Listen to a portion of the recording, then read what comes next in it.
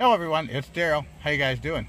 Today we're working on the 2007 Lincoln Navigator, but this video should apply to 2007 through 2015 Navigators, Expeditions, F-150s, anything that has the Ford navigation display panel type radio head unit in it with the center console between the seats, because the removal process is a little different if you don't have this full center console here.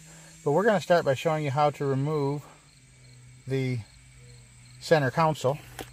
We're going to start by lifting this up, and we're going to remove this trim ring right here. Just take a small pry tool. In this case I'm using a putty knife. You work it under there and lightly pop it out. I think there's 4 clips that hold this in place, 2 at the front, 2 at the back here, like that. Okay, we're going to do this one. They kind of have like little quick ratchet things to them. Once you get them loose, they come out pretty easily. It's a fairly tough piece of plastic here. You're not going to break it as long as you're not too rough with it. So there's that. We'll just set that aside. All right, now we need to get this panel loose here so that it will come up and away, because the panel that we need to take out to get the fascia around the radio off is actually connected underneath this lip right here. Alright, so we're going to get our pry tool or screwdriver in the back corner and gently lift up until it snaps out like that.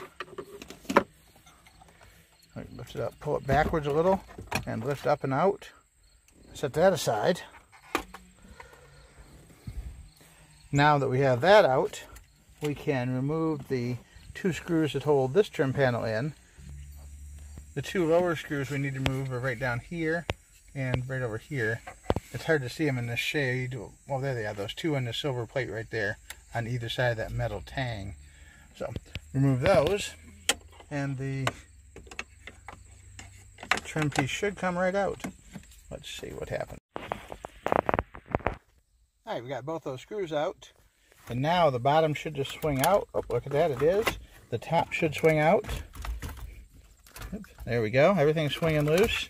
If we're just going to take the radio out, we can just, oh man, pull it to the side like that and clean out all the crap that's behind it. But for right now, we're just going to be worried about changing out the radio unit, which is right here, and that's got 4 of these 7mm screws, 2 on each side, top and bottom. But before we do that, we're going to want to remove all of the discs from the system, because once we don't have power to it anymore, it can be kind of hard to remove the discs. So that menu, system information, access navigation disc. Would you like to load one? Yes. Open. And this will open up like this. And the navigation DVD is in the bottom slot. And that'll pop out now.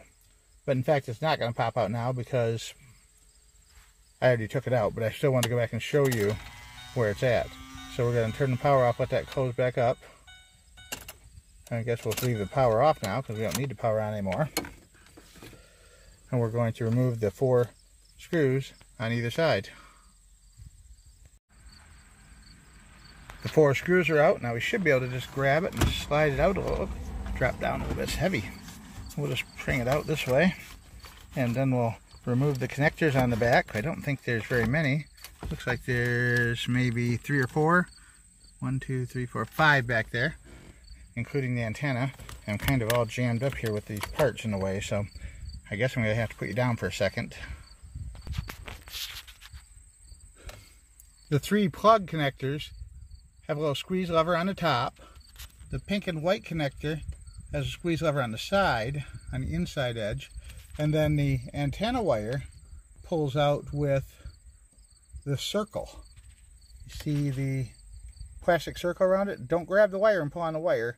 Grab the plastic outer circle and pull on that, and that'll release that. So all of our wires are disconnected now.